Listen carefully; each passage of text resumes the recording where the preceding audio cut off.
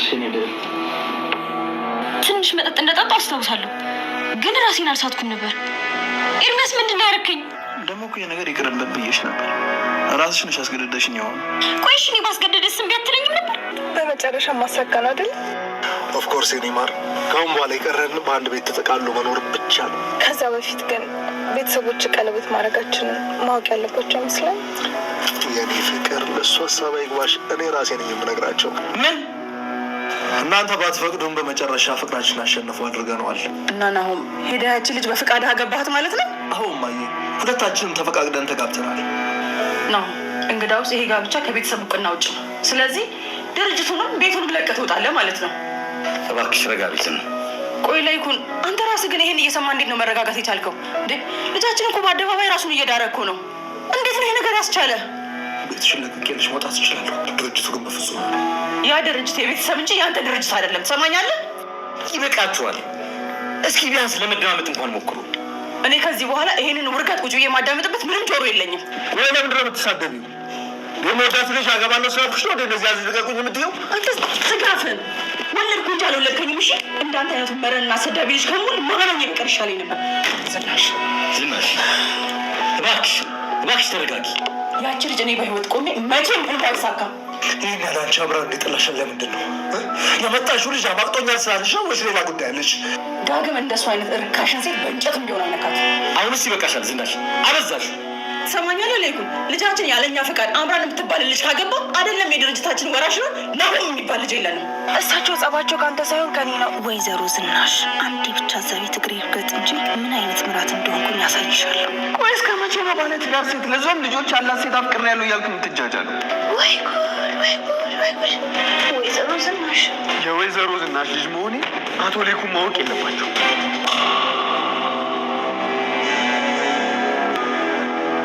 ውድ አማቾቼ እንኳን ደህና ጠበቃችሁ። ለእናንተ የሚሆን ቆንጆ ስጦታ ይዤላችሁ የመጣሁት። አምራን በስተመጨረሻም እንግዲህ ወይዘሮ ዝናሽን የምታጠምድበትን ሚስጥር ሰምታለች ማለት ነው። ያው የማትሸነፈውና የማትወድቀው እንግዲህ አምራን በስተመጨረሻም እኔ ወደዚያ ቤት ልግባ እንጂ አሳይሻለሁ ምን አይነት ምራት እንደሆንኩኝ እያለች ስትፎክር ነበረ። እንግዲህ አጋጣሚው ደግሞ ዳግም ሲያወራ ስለሰማች ዳግም እንግዲህ የወይዘሮ ዝናሽ ልጅ መሆኑን አውቃለች ማለት ነው።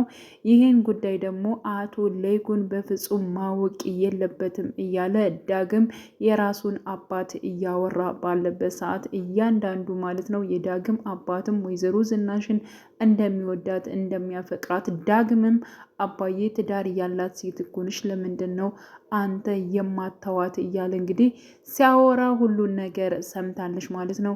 የወይዘሮ ዝናሽን ሚስጥር አንድ እና አንድ የምታውቀው ራሷን ኑሃሚ ብቻ ነበረች። አሁን ላይ ግን አምራን ሰምታለች ማለት ነው። ከብዙ ነገሩ ስትደብቀው የነበረውን እንዲሁም ደግሞ ትዳሬ ይፈርሳል ብላ ስትፈራበት የነበረውን ሚስጥር ከናሆሚ አልፎ አሁን ላይ እንግዲህ አምራን ሰምታለች ማለት ነው።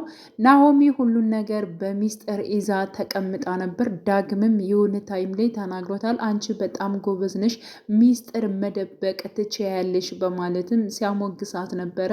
አሁን ላይ ግን አምራን ስለሰማች በእርግጠኝነት ማለት ነው ያው ናሆምን አግብተዋለች። ምክንያቱም ናሆምና አምራን ማንንም ሳያማክሩ ሄደው ማለት ነው ሁለታቸው ጋብቻቸውን ፈጽመው መጥተዋል። ይህ ነገር እንዴት ታደርጋለህ በማለት እንግዲህ ወይዘሮ ዝናሽ ናሆምን ጮኻበታለች በአደባባይ።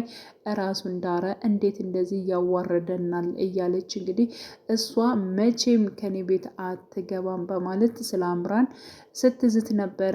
አሁን ግን ማለት ነው አምራን በጣም ትልቅ ሚስጥር ነው የያዘችባት የወይዘሮ ዝናሽን። ወይዘሮ ዝናሽ እጅግ በጣም ነው የምትናደደው። ምክንያቱም የእሷ በጣም ደካማ ጎኗ ይህ ስለሆነ ማለት ነው። እንግዲህ ኑሃሚ ራሱ ስታስፈራራት በብዙ ነገሮች ስታደርጋት ዝም ብላ ተቀምጣ ነበር። ያውም ኑሃሚ ምንም ይሄን ያክል እንትን የምትል ልጅ አይደለችም ማለት ነው። ታስባለች። አምራን ግን አንድና አንድ ስለ ራሷ ጥቅም ነው። አምራንና እንዲሁም ደግሞ ኤርሚያስ አንድ ናቸው። አንድና አንድ የሚፈልጉት ገንዘብን እንጂ ፍቅርን አይደለም ማለት ነው። ስለዚህ አምራን ናሆምን ወደው አፍቅረው ሳይሆን አንድና አንድ የቀረበችው ለገንዘብ ነው። ለገንዘብ እንደሆነ ደግሞ የቀረበችው ያው ወይዘሮ ዝናሽ አውቃለች ማለት ነው። ስለዚህ አምራንን ከናሆም ጋር አላቃ እንዲሁም ደግሞ ናሆሚን ለመዳር ነበር ሀሳቧ ማለት ነው። ግን ደግሞ ይህ ሀሳብ ሳይሳካላት ቀርቶ ሁለታቸው በራሳቸው ፍላጎት ተጋብተው ሲመጡና እሷን አገባዋት በማለት ሲያሳያት ወይዘሮ ዝናሽ እጅግ በጣም ነበር እየደነገጠችው ማለት ነው። እንዲሁም ናሆምን በጣም በጥፊ መተው ነበር እየመለሰላት ነበረ ማለት ነው።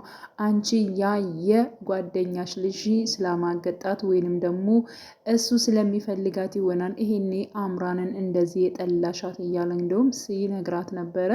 ይህን ነገር ሲናገራት ነበር በጥፊ ያጮለችው። ምክንያቱም ዳግም እሷን በእንጨት ራሱ ሊነካት አይችልም እያለች እንግዲህ ቃላቶችን እየተናገረች ነበረ። አቶ ለይኩንም ለምንድን ነው እንደዚህ ያደረግከው? በቃ እንደዚህ አይነት ቃላትም ከዚህ በላይ አንቺ እንድትናገሪ እኔ አልፈቅድልሽም እያላት አቶ ለይኩን እንግዲህ ያው በናሆም ላይም በእርግጥ አዝኖበታል። ግን ደግሞ ለምንድን ነው ልጄ ያላማከርከኝ? ያንተ ፍቃድ እንደሆነ ሁሉ እኔን አባትህን ግን ማማከር ነበረብህ ብሎ ሲጠይቀው አባዬ እኔ እኮ ደግሜ ደጋግሜ ጠይቂያቸዋለሁ ሽማግሌ ሊላክ ሲቀር እናንተ አይሆንም ትላላችሁ። እኔ ምን ላድርግ? እኔ ደግሞ እሷን አጥቼ መኖር አልችልም። በጣም ነው የምወዳት የማፈቅራት። እናንተ ስለጠላችኋት እኔ ለጠላት አልችልም ብሏል ናሆም ማለት ነው። በነገራችን ላይ አምራን ማለት ነው ያው ይብን ራሱ ናሆም ችግር የለውም እኔ ከወደድኩሽ፣ እኔ ካፈቀርኩሽ፣ እኔ ከጎንሽ ካለሁ እኔ ራሱ ብቻ በቂ ነኝ። ለምንድን ነው ስለ ቤተሰቦቼ ደግመሽ ደጋግመሽ የምታነሽው? በቃ አሁን ላይ እነሱ እኔና አንቺ በመጋባታችን ደስተኛ አይደሉም። ስለዚህ እኔና አንቺ ደግሞ ራሳችን ማስተዳደር እንችላለን፣ እንደፈለግን መኖር እንችላለን፣ በቃ የሚያምር ቤት እንከራያለን በማለት እንግዲህ ሲነግራት ነበር። በፍጹም ይህ ሊሆን አይችልም፣ እንደዚህ አይነት ነገሮችን መቸኮል የለብህም። ምክንያቱም እነሱ ሳያውቁ እነሱ በሌሉበት ተጋባን። ጭራሽ ደግሞ አሁን ላይ እንዴት ነው እነሱ በሌሉበት ጉዳይ እኛ አንድ ላይ የምንሆነው? ለምንድን ነው ከቤተሰብስ እንደዚህ የምንጣለው? ለሱ ያዘነች እና በቃ የሆነ ብቸኝነት የደበራት እስከሚመስል ድረስ አስመስላ እየተናገረች ትገኛለች ማለት ነው። ምክንያቱም ከቤት ቢባረር ወይንም ከድርጅቱ ምንም ነገር አያገኝም። እሱ ውርስ ላያገኝ ይችላል፣ ገንዘብ ላይሰጡት ይችላሉ በማለት ነው ይህን ነገር የምትናገረው ማለት ነው። መለስ ብላ ደግሞ ችግር የለውም እኔ አንተ ካለኸኝ ሁሉም ነገር እንትን ነው እያለች ታወራለች ማለት ነው። እና በጣም እሱ ደግሞ ለምንድን ነው እያለ ነው ደግሞ ደጋግሞ በቃ እኔ በቂሽ ነኝ እያለ እየነገራት ነው። እሷ ግን አንድና አንድ አይኗ ያለው ከምን ላይ ነው? ከንብረት ላይ ነው ማለት ነው። ኤርሚም እንግዲህ ያው የናሆምን እህት አጥምዷታል። እስከ ዛሬ ሲፎክርላት ነበረ። አሁን ላይ በእጄ ወድቀሻል፣ ወጥመዴ ውስጥ ገብተሻል ብሏል። ምክንያቱም ሰክረው እንግዲህ አብረው አድራለች ማለት ነው። ያው ኤርሚ እንደዚህ አይነት ነገሮችን በጣም በተደጋጋሚ ሲያደርግ ነበር። በጣም ሴቶችን እያታልላል። የወደዳቸው ያፈቀራቸው በማስመሰል እና ብዙ ቃላቶችን በመደርደር እንግዲህ እሷንም ኤሚንም ማለት ነው በጣም ሸውዷታል። እኔ ግን እንድተወኝ አልፈልግም፣ ወዳለው አፈቅራለሁ እያለች ትገኛለች ማለት ነው። እሱም ደግሞ እያስመሰለ ነው። ለምንድን ነው ከእሷ ጋር እንደዚህ ያስፈለገው? ከእሷ ጋር ለምንስ እንደዚህ ሆነ? በእርግጠኝነት ገንዘብ ፈልጎ ይሆናል እንጂ ያው እንደማይፈልጋት የታወቀ ነው ማለት ነው። እሷም አምራን ላይ እንዲሁም ደግሞ ናሆሚ ላይ ያደረከውን ነገር ሳስብ እኔም እንደዚያ የምታደርገኝ ይመስልሃል? እኔ ምንም እያመንኩ አይደለም።